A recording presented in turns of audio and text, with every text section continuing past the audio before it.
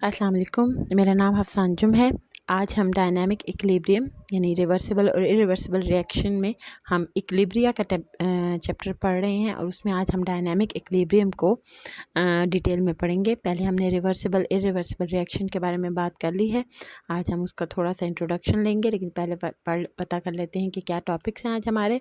आज हम dynamic equilibrium के अलावा हम देखेंगे कि डायनामिक इक्विलिब्रियम को डिस्टर्ब करने के लिए कौन कौन सी कंडीशंस किस तरह से चेंज होती हैं। तो सबसे पहले थोड़ी सी रिवीजन कर लेते हैं। रिवर्सिबल इरिवर्सिबल रिएक्शंस क्या हैं। केमिकल रिएक्शंस की ये दो टाइप्स हैं। रिवर्सिबल रिएक्शन वो हैं जो दोनों डायरेक्शन में प्रोसीड करते हैं, यानी रिएक्टेंट्स पहले प्रोडक्ट्स में कन्वर्ट होते हैं, दैट इज़ फॉरवर्ड रिएक्शन, और फिर प्रोडक्ट्स दोबारा से रिएक्टेंट्स में कन्वर्ट होते हैं, दैट इज़ रिवर्स रिएक्शन। ठीक है जी। फिर इरिवर्सिबल रिएक्शन क्या है, ये सिर्फ फॉरवर्ड डायरेक्शन में प्रोसीड करते हैं, यानी रिएक्टेंट्स सिर्फ प्रोडक्ट्स में कन्वर्ट होते हैं। फिर हम कहते हैं इरिवर्सिबल रिएक्शंस क्या हैं। इरिवर्सिबल रिएक्शन वो केमिकल रिएक्शन हैं जो एक डायरेक्शन में प्रोसीड करते हैं रिएक्टेंट्स प्रोडक्ट्स में, और इनमें कोई पॉसिबिलिटी ऐसी नहीं है कि प्रोडक्ट्स दोबारा से रिएक्टेंट्स में कन्वर्ट होंगे। ठीक है जी। एग्जांपल है silver nitrate plus sodium chloride gives sodium nitrate and silver chloride. Silver chloride precipitates की फॉर्म में नीचे बैठ जाता है और इस वजह से रिएक्शन दोबारा से रिवर्स डायरेक्शन में प्रोसीड नहीं करता। इसी तरह अगर हमारे पास एक ओपन कंटेनर में रिएक्शन हो रहा है और गैस जो प्रोड्यूस हो रही है वो लिबरेट कर जाती है, निकल जाती है सिस्टम से, तब भी रिएक्शन इरिवर्सिबल हो जाता है। जैसे कैल्शियम कार्बोनेट की डिकम्पोजिशन है, उसमें कैल्शियम ऑक्साइड और कार्बन डाइऑक्साइड बनता है, और जैसे जैसे कार्बन डाइऑक्साइड बनता जाता है वो सिस्टम से निकलता जाता है, तो रिवर्स रिएक्शन की पॉसिबिलिटी भी ख़त्म हो जाती है। Similarly sodium carbonate sodium oxide बनाता है, साथ में कार्बन डाइऑक्साइड, ये भी इरिवर्सिबल रिएक्शन है। रिवर्सिबल रिएक्शन वो केमिकल रिएक्शन है जो दोनों डायरेक्शन में प्रोसीड करता है, यानी पहले रिएक्टेंट्स प्रोडक्ट्स में कन्वर्ट होते हैं, यानी फॉरवर्ड रिएक्शन, और फिर रिवर्स रिएक्शन, यानी प्रोडक्ट्स दोबारा से रिएक्टेंट्स में कन्वर्ट होते हैं। और जब दोनों का रेट, यानी प्रोडक्ट्स बनने का रेट और प्रोडक्ट का दोबारा से रिएक्टेंट्स बनने का रेट बराबर हो जाता है, उस स्टेट ऑफ रिएक्शन को हम डायनामिक इक्विलिब्रियम कहते हैं। अच्छा, अब ये रिएक्शन जो रिवर्सिबल रिएक्शन है ये डबल एरो से शो होता है। इनके एग्जाम्पल्स हैं nitrogen plus oxygen gives us nitrous oxide, hydrogen plus iodine gives us hydrogen iodide, nitrogen plus hydrogen gives us ammonia, that is Haber process. अब हम यहाँ पे दोबारा से एक दफ़ा डीकम्पोजिशन ऑफ कैल्शियम कार्बोनेट देख रहे हैं, लेकिन यहाँ पे ये इरिवर्सिबल रिएक्शन नहीं है बल्कि रिवर्सिबल रिएक्शन है, यानी हम ये रिएक्शन एक क्लोज कंटेनर में कर रहे हैं, तो कार्बन डाइऑक्साइड सिस्टम को नहीं छोड़ के जाएगी, तो वो क्या होगा, कैल्शियम ऑक्साइड दोबारा से कार्बन डाइऑक्साइड से कंबाइन करके कैल्शियम कार्बोनेट बना सकता है। तो पहले डीकम्पोजिशन होगी, that is forward reaction, and फिर वही कॉम्बिनेशन होगा, यानी कैल्शियम ऑक्साइड कार्बन डाइऑक्साइड से कंबाइन करके कैल्शियम कार्बोनेट बनाएगा। इसी तरह अगर हम यहाँ पे देखें कि हमारे पास जो कलर्ड सॉल्ट होते हैं, जैसे कि ब्लू सॉल्ट है कॉपर सल्फेट का, वो ब्लू इस वजह से होता है क्योंकि उसके स्ट्रक्चर में 5 हाइड्रस वाटर मॉलिक्यूल कंबाइन होते हैं। अगर हम उसको हीट करेंगे तो वाटर मॉलिक्यूल्स निकल जाएंगे, लेकिन अगर क्लोज कंटेनर में होगा तो वो वाटर मॉलिक्यूल सिस्टम से नहीं निकलेंगे, तो दोबारा से वाइट ब्लू में और ब्लू वाइट में कन्वर्ट होता जाएगा, ये भी रिवर्सिबल रिएक्शन बन जाएगा। अब डायनामिक इक्विलिब्रियम को हम पढ़ते हैं। Dynamic equilibrium in chemistry is a state in A reversible reaction where the rate of forward reaction from reactants to products equals the rate of reverse reaction from products to reactants, resulting in constant concentration of all reactants and products over time. वो कहते हैं ऐसी state of reaction जिसमें forward reaction का rate यानी reactants products में convert हो रहे हैं, और reverse reaction का rate यानी products दोबारा reactants में convert हो रहे हैं, वो बराबर हो जाता है, और इस वजह से reactants और products की concentration system में बराबर होती हैं, यानी जितने रिएक्टेंट्स प्रोडक्ट्स में कन्वर्ट हो रहे हैं उतने ही प्रोडक्ट्स दोबारा रिएक्टेंट्स में कन्वर्ट हो रहे हैं। कैरेक्टरिस्टिक्स क्या हैं कि सबसे पहली बात, ये रिवर्सिबल रिएक्शन है, रिवर्सिबल रिएक्शन में ही होता है डायनामिक इक्विलिब्रियम, इरिवर्सिबल रिएक्शन में डायनामिक इक्विलिब्रियम नहीं होता। सेकंड, ये फॉरवर्ड और रिवर्स डायरेक्शन का जो रेट होता है वो जब बराबर हो जाता है तब ही अटेन होता है, उससे पहले भी नहीं और उसके बाद भी नहीं, यानी जैसे ही हम इक्विलिब्रियम डिस्टर्ब करेंगे यहाँ पे अब डायनामिक इक्विलिब्रियम एंड हो जाएगा। अब डायनामिक इक्विलिब्रियम तब ही अटेन होगा जब दोबारा से कंडीशंस यानी रेट्स दोनों के बराबर हो जाएंगे। फिर कहते हैं कि rates are equal, the overall concentration of reactants and products remains constant.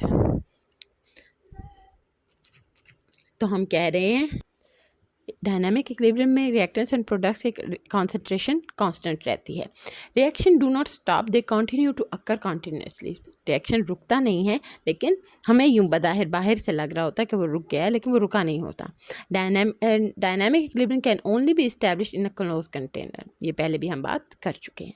अब ये ग्राफ जो है जी, अब ये जो ग्राफ है ये शो कर रहा है कि जैसे जैसे रेट ऑफ फॉरवर्ड रिएक्शन बढ़ता जाता है, ठीक है जी, रेट ऑफ रिवर्स रिएक्शन, और दोनों एक ख़ास डायरेक्शन में रिएक्शन प्रोसीड होता है, ठीक है जी। अब रेट ऑफ फॉरवर्ड रिएक्शन आप देख रहे हैं आहिस्ता आहिस्ता कम हो रहा है और रेट ऑफ रिवर्स रिएक्शन बढ़ता जा रहा है। एक ख़ास टाइम ऐसा आएगा कि हमारा जो दोनों रेट ऑफ फॉरवर्ड डायरेक्शन और रेट ऑफ रिवर्स रिएक्शन दोनों बराबर हो जाएंगे। That will be the equilibrium state.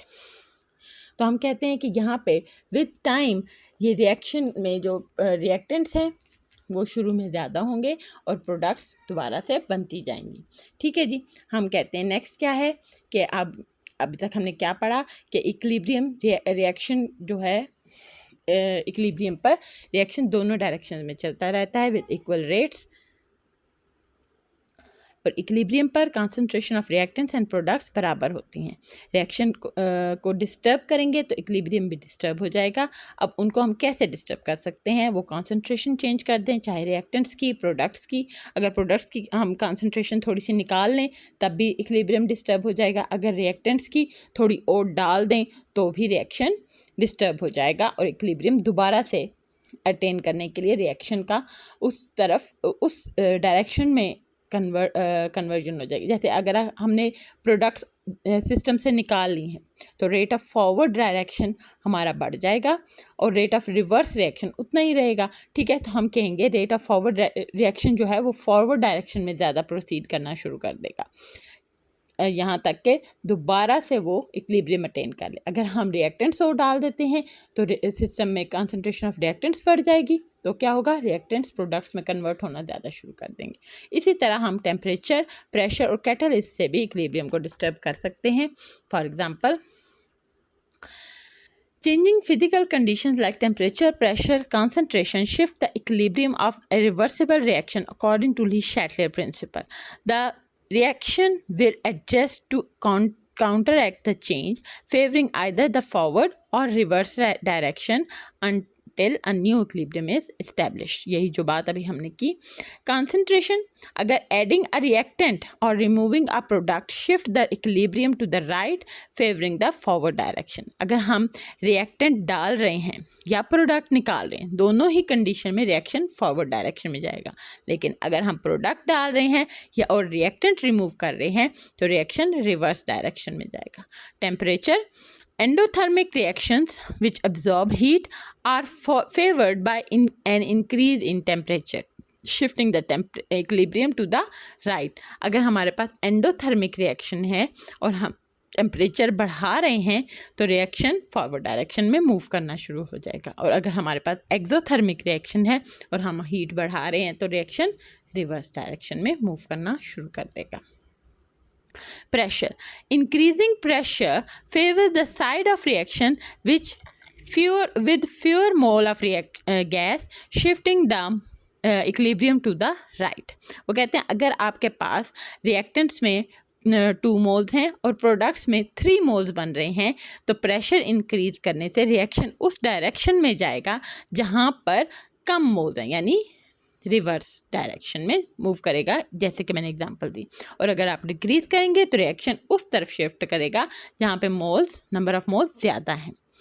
Catalyst speed up both the forward and reverse reaction equally, allowing the system to reach equilibrium faster but do not change the position of equilibrium. वो कहते हैं position equilibrium की change नहीं करता, लेकिन हाँ equilibrium को जल्दी अटेन करने में हेल्प ज़रूर करता है।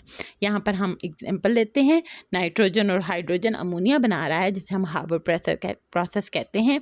इसमें हमें टेम्परेचर चाहिए होता है सॉरी प्रेशर चाहिए होता है 100 to 200 और टेम्परेचर है 450 to 500 डिग्री सेंटीग्रेड। आयरन इसका कैटलिस्ट है। अब हम क्या करेंगे कि रिएक्टेंट्स जो कि नाइट्रोजन है is a source from air and hydrogen is primarily obtained from the natural gas. ठीक है जी। अब compression, the gases are compressed at high pressure that is 100 and 150 pascals. Reaction, compressed gas pass through an iron catalyst at high temperature that is 450 degree centigrade. Equilibrium or recycling, the reaction reaches an equilibrium when ammonia is formed but the unreacted gases are recycled to maximum ammonia production. Ammonia removal, the ammonia is cooled and liquefied to be removed from the system. अब ये वो system है, ये है वो harbour process है जिसमें हम अमोनिया निकालते रहते हैं, यानी रिएक्शन में से अमोनिया निकलता रहेगा, रिएक्शन सिर्फ फॉरवर्ड डायरेक्शन में मूव करता रहेगा। इसमें इरिवर्सिबल कहा जा सकता है, इसे रिवर्सिबल नहीं कहा जा सकता। ये वो है जो हम हार्बर प्रोसेस फैक्ट्रीज में यूज़ करते हैं। लेकिन अगर ये एक क्लोज कंटेनर में हो रहा है और अमोनिया दोबारा से डिकम्पोज हो रहा है तो और हमारा सिस्टम को हम इक्विलिब्रियम अटेन करा देते हैं और इक्विलिब्रियम अटेन करने के बाद इक्विलिब्रियम अटेन करने के बाद हमारे पास प्रेशर इंक्रीज़ हो जाता है। प्रेशर इंक्रीज़ करते हैं तो रिएक्शन फॉरवर्ड डायरेक्शन में मूव करेगा, यानी जहाँ पर अमोनिया बन रहा है। और अगर हम टेम्परेचर इंक्रीज़ करेंगे तो रिएक्शन कौन सी डायरेक्शन में जाएगा, एंडोथर्मिक वाली रिएक्शन में, यानी हमारे पास जो कि रिवर्स यहाँ पे रिएक्शन है। आयरन कैटलिस्ट हमारा जैसे हमने पहले ही बताया कि वो रिएक्शन को सिर्फ स्पीड अप कर रहा है। इक्विलिब्रियम जल्दी अटेन हो सकता है लेकिन इक्विलिब्रियम की पोजीशन चेंज नहीं हो सकती। तो आज के लिए बस इतना ही।